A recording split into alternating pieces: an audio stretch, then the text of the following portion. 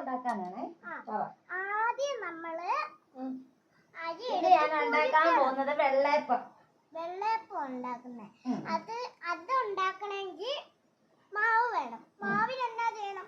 എന്താ വേണ്ടേ? അരി വേണം. അരി നമ്മൾ ആദ്യം എടുത്ത് ഇച്ചിരി ഏറെ എടുത്തിട്ട് കുതിർക്കണം.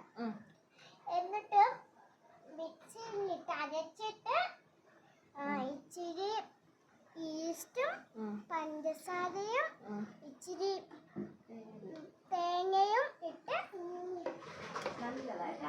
അരച്ച് പിടിപ്പിക്കണം. എന്നിട്ടൊരു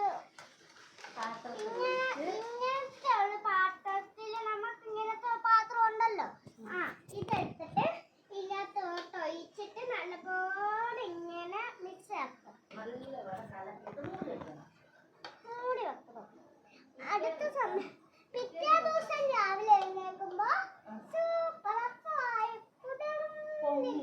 പൊങ്ങി നമ്മള് പൂയപ്പം പോലെ തിന്നിരിക്കും. അതിന് ശകലിച്ച കോരി ദോശക്കല്ലിൽ ഒഴിച്ച് അതിങ്ങനെ ചുട്ടെടുക്കുക.